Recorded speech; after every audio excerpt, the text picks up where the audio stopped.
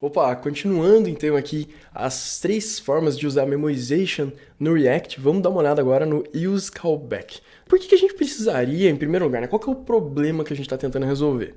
É o seguinte, como a gente viu o React Memo, né, que a gente utilizou nesse componente filho aqui, a gente simplesmente importou ele lá e retornou um componente Memo aqui, ele vai analisar os props, ver se alguma coisa mudou, se nada mudou, se ele já tiver uma versão cacheada com esse argumento aqui, ótimo, ele vai retornar uma versão cacheada, não vai renderizar novamente esse componente. Se alguma coisa tiver mudado, ele renderiza novamente e aí ele vai armazenando essas versões cacheadas aqui pra gente, o que é maravilhoso, é muito bom, resolve muitos problemas, mas tem um problema. O React Memo, ele é muito bom quando a gente está trabalhando com valores primitivos, strings, integers, booleanos, mas quando a gente está trabalhando com coisas complexas, tipo objetos, arrays, funções, ou ainda outras coisas, o Memo não vai funcionar. Isso acontece por conta da forma como que o React compara as coisas. Aqui o counter, por exemplo, a gente estava passando um integer, né, que é um número, então fica muito fácil para o JavaScript conseguir saber se um número era igual ou diferente, né, se ele precisa retornar uma versão cacheada, memoizada, ou uma versão completamente nova, ou seja, se ele precisa renderizar novamente esse componente. O React utiliza uma estratégia chamada Shallow Comparison, que não é nem uma estratégia, na verdade. É só um termo na computação que é bastante conhecido e provavelmente trabalhando com React você vai eventualmente escutar esse termo. Numa tradução literal, uma tradução direta, isso aqui traduz para comparação superficial, alguma coisa assim. Ou seja, ele não está fazendo uma comparação de fato se algo é igual ao outro. E por que isso? Deixa eu demonstrar abrindo um console do Node aqui no meu terminal. Se eu chamar aqui, perguntar, né, se 1 é igual a 1, o Node até já faz spoiler aqui, ele já mostra antes mesmo de eu apertar Enter, ele já mostra que esse resultado aqui é true, né? Se eu fizesse igual a 2, obviamente ele retorna falso. Agora, se eu faço a mesma comparação entre arrays, ele vai me retornar falso. Por quê? Quando a gente define um array no JavaScript, ele está alocando memória do seu computador para colocar aquele array. E aqui ele está alocando mais memória, então ele está colocando esse array cada um no lugar. Ou seja, em termos técnicos, para o JavaScript, isso aqui está numa posição de memória, isso aqui está em outra, tá? Então ele acha que não é a mesma coisa. Objetos, a mesma coisa, tá? Vamos supor que eu tivesse um objeto aqui A que vale 1, vamos comparar ele com A que vale 1, tá? Ele vai definir isso daqui em duas posições diferentes da memória e vai falar que é falso. Existem bibliotecas de JavaScript, como por exemplo o Lodash, que tem funções acho que chama isEqual, que fazem, deixa eu abrir a própria documentação do Lodash, que faz exatamente isso, isEqual, esse daqui. E aqui o que ele vai fazer, olha só, ele tem até um exemplo com objetos, né? Então ele está verificando se esse objeto é igual a esse outro, ele retorna true, tá? Então ele é mais inteligente, digamos assim, do que o JavaScript puro. Então é legal usar bibliotecas assim em alguns casos. Você pode usar, inclusive, em conjunto com o React, quando você realmente precisar fazer muitas comparações desse jeito aqui. Uma outra coisa que a gente não consegue comparar são funções. Aliás, a gente consegue comparar, mas ele vai retornar falso.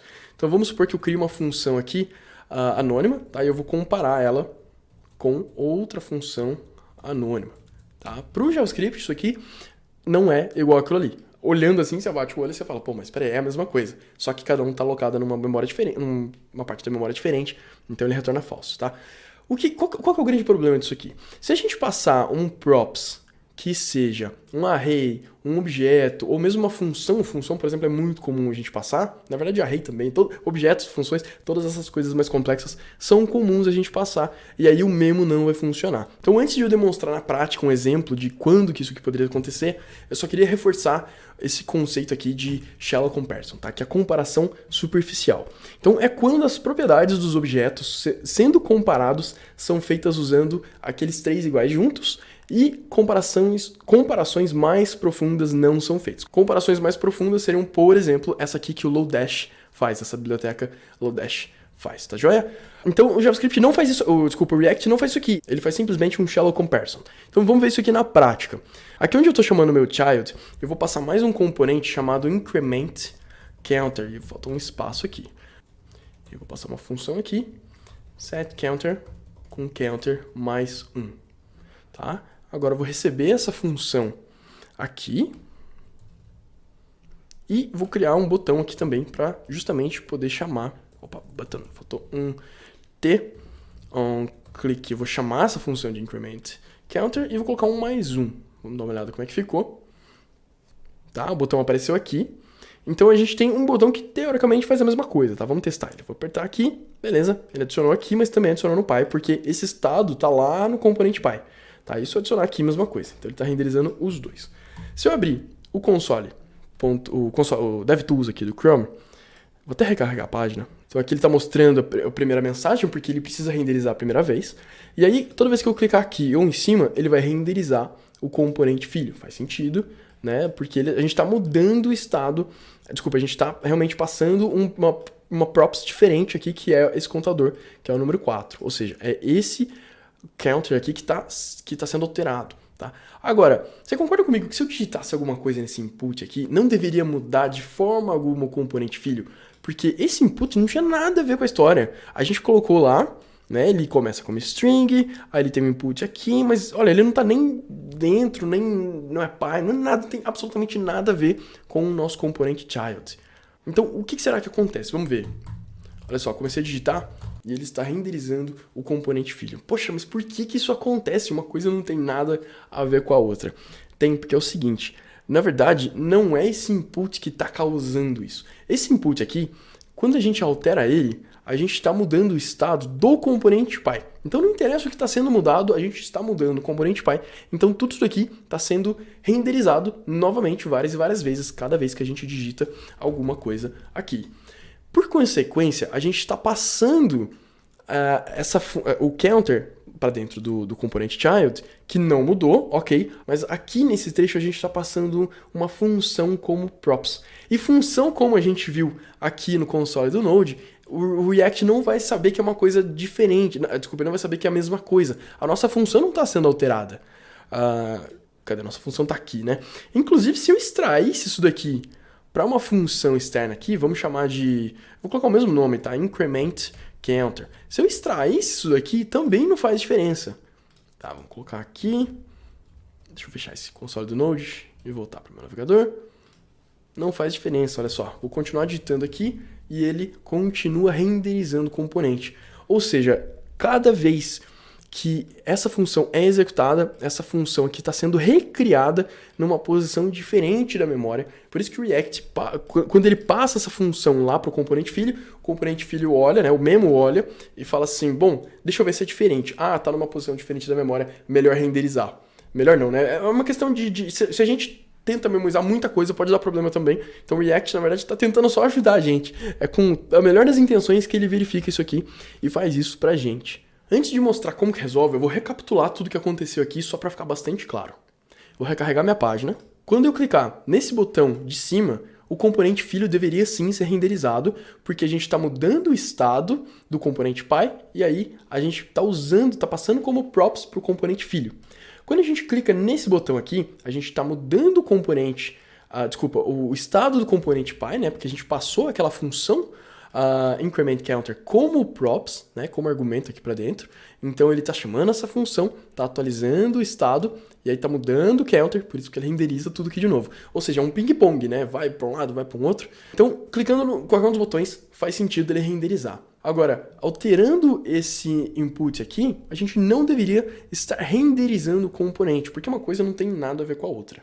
A primeira impressão que dá é que o memo não está funcionando, só que ele ainda está aqui e sim, ele está funcionando. Só que quando ele recebe o counter é o mesmo, então ele não muda, né? Porque a gente está mudando só o input. Então o counter realmente não está mudando. O que está mudando aqui é o increment counter, porque a gente está renderizando esse componente novamente, ele está criando uma nova função e aí o memo pensa, entre aspas, pensa que é uma função diferente, por isso que ele renderiza novamente o nosso componente.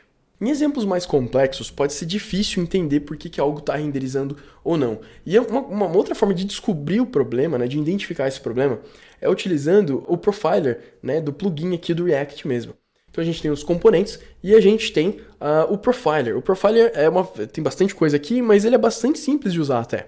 Tá? A gente pode, por exemplo, clicar nesse botão aqui para recarregar a página e começar a fazer o profiling. Tá? Então ele vai recarregar e ele fica nesse modo gravando, né? Então ele fala aqui, profiling is in progress, ou seja, o profiling na verdade é um termo em inglês para a gente analisar a performance. e depois ele está falando que está em progresso. Ou seja, ele está analisando, ele está olhando tudo que a gente está fazendo aqui na página. Então olha só, quando eu clico no botão, a gente realmente queria que o componente filho fosse renderizado porque o counter está mudando. Agora, quando eu digitar alguma coisa aqui, ele não deveria estar renderizando, só que ele está. Vamos olhar agora, vamos parar e vamos olhar, ele monta um gráfico, ele mostra algumas coisas aqui, e quando a gente clica em cima de um componente, a gente pode ver aqui do lado direito cada uma das vezes que ele foi renderizado e quanto tempo demorou, né? Então, olha só, aos 0 segundos ele foi renderizado, demorou 3.4 milissegundos, muito rápido, e aí cada uma das vezes que ele foi renderizado, tá? Você também pode clicar na setinha para ver cada um dos eventos. E uma coisa interessante é vir aqui nessa engrenagenzinha e marcar, acho que tem que vir aqui no Profiler e mostrar aqui, ó, Record why each component rendered while profiling. Ou seja, gravar por que cada componente foi renderizado enquanto estiver fazendo profiling, tá? Ou seja, enquanto ele estiver analisando, né? Vou marcar essa opção, vou fechar, vou precisar regravar porque ele não estava ativo antes. Então vamos lá, vou clicar umas 3 vezes aqui e vou escrever algum texto aqui no input, tá? Beleza? Mandei... Opa, pera aí, eu não estava gravando antes? Deixa eu ir de novo. Tá. Cliquei umas 2 vezes aqui, digitei alguma coisa. Ah, não, é esse botão de stop mesmo. Eu confundi, eu pensei que isso aqui fosse o botão para iniciar. Tudo bem. Então vamos lá. Ó, esse aqui é o componente app e esse de baixo aqui é o componente child. Quando eu clicar, ele vai me mostrar aqui em cima o motivo pelo qual esse componente foi renderizado. Então aqui ele está falando, essa é a primeira vez que o componente renderizou. Beleza? A segunda, ele está falando que os hooks foram alterados. Os hooks, no caso, nesse caso aqui, são os estados, né? Só um estado, no caso, que é o counter. E os subsequentes é a mesma coisa. Todos eles, hook changed, tá? O child, vamos dar uma olhada. Ele também foi renderizado várias vezes. Vou pegar o primeiro aqui. Ele vai falar que foi renderizado essa primeira vez porque é a primeira vez. Não tem nada para ser feito aqui. Ele sempre precisa renderizar a primeira vez, como eu já falei. A segunda vez, ele está falando, olha, 2 coisas foram alteradas, o counter e o increment counter. O counter foi porque a gente clicou umas 2 vezes no botão, então esse aqui faz sentido, e esse aqui, ele está achando que alterou, mas não alterou. Segunda vez, mesma coisa, porque eu acho que eu cliquei 2 vezes no botão. A terceira, ele vai mostrar só o increment counter, ou seja, ele reparou que ele não está mais mostrando esse primeiro counter, porque o counter não mudou, o que mudou era o text field, o que mudou então foi a função, ou pelo menos o que ele acha que mudou. Agora, beleza, a gente conseguiu identificar o problema de uma segunda forma, mas, poxa, como é que a gente resolve o problema, que é o mais interessante? É aí que entra o nosso amigo useCallback, que a gente até tem ele aqui no README. Esse é o momento de usá-lo. Então, para a gente utilizar o useCallback, a gente vem aqui, vou no app, né, porque aqui está a nossa função que está sendo alterada, e além de importar esse hook useState, eu vou também importar o useCallback, é um outro React Hook, tá? Da mesma forma que a gente importou o useState e o useEffect, a gente também pode importar o useCallback. E aí, quando eu chamar uma função, em vez de passar a função dessa forma aqui, eu vou até quebrar umas linhas, a gente chama o useCallback, que recebe 2 parâmetros. Uma função, ou um callback, né? No caso, o mais correto seria chamar de callback, e um array de dependências que é obrigatório, diferente do useEffect, tá? Nesse caso aqui, ele é obrigatório. A função de callback já está pronta. É isso aqui, eu vou simplesmente copiar, no caso, recortar e colar. Já esse array de dependências, a gente precisa falar para o React o que realmente precisa ser alterado para ele desconsiderar o cache que ele tem dessa função aqui. No caso é o counter. A gente só quer que essa função seja considerado diferente quando o counter mudar. Então eu vou passar o counter aqui com o parâmetro e teoricamente o problema vai ser resolvido. Vamos testar. Vou lá no navegador, vou recarregar minha página. Tá? Componente filho está sendo renderizado, essa aqui foi a primeira vez. Vou clicar no botão, ele está sendo renderizado, beleza, isso aqui é esperado. Agora, quando eu digitar, não é para ele renderizar mais. Então, show de bola, não está mais sendo renderizado. Se eu quisesse também fazer o teste com o Profiler, deixa eu ver se está marcada aquela opção, beleza, tá. Vamos recarregar a página, vou clicar no botão, vou digitar um texto. Quando eu parar e analisar aqui, olha, você pode ver que até a barrinha dele é menor, né? Eu não sei exatamente como interpretar esse gráfico aqui da barrinha, mas vamos lá, ó. Ele foi renderizado 4 vezes, provavelmente porque eu cliquei 4 vezes no botão ali. Então, aqui é a primeira vez que ele executou. A segunda, ele está falando que o counter e a função alterou, né? Porque a função realmente vai ser alterada toda vez que o counter for alterado, né? A gente está passando como dependência lá. E depois não tem mais nada. Se eu gravar novamente e só digitar alguma coisa aqui sem clicar no botão, muito provavelmente o child vai ser renderizado uma vez apenas, que é exatamente o que aconteceu aqui. Ou seja, a primeira vez, como sempre, ele é obrigado a renderizar e depois ele não renderizou mais. Tá? Então aqui a gente confirmou tanto pelo console usando o console.log, quanto pelo profiler da extension aqui do Google Chrome, né, do React, que ajudou a gente a identificar. E essa extensão aqui tem mais coisas, tá?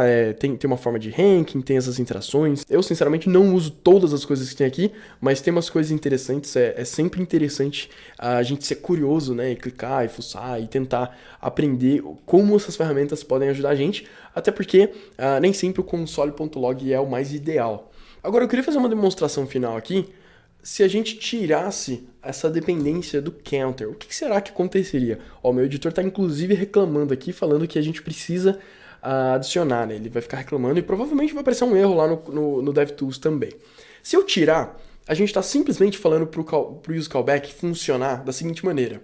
Olha, eu não tenho dependências. Você vai executar uma vez, vai armazenar esse valor em cache, e depois você não precisa mais rodar essa função novamente. Guarda esse cache e não faz mais nada, né? Você só vai retornar esse cache, então essa função não vai ser chamada. Como essa função é justamente o setCounter, ele não vai atualizar o contador. Só que essa função a gente só está chamando no botão que está lá no child, não no botão de cima. Então o botão de cima, teoricamente, vai continuar funcionando e o botão lá de dentro não vai, porque a gente não tem mais a dependência. Vamos testar se isso aqui realmente acontece. Vou clicar aqui primeiro no componente filho. Então eu cliquei aqui em 1, ele executou a primeira vez, armazenou em cache e provavelmente a segunda vez, tá aí, não vai mais acontecer. Se eu clicar no componente de cima, no componente pai deveria funcionar. Então, beleza, está funcionando. Se eu clicar de novo aqui, ele vai usar o valor que estava em cache, que é o número 1. E, enfim, só o de cima vai funcionar e não o de baixo. Então, deixa eu voltar aqui. Dessa forma aqui, os dois funcionam perfeitamente.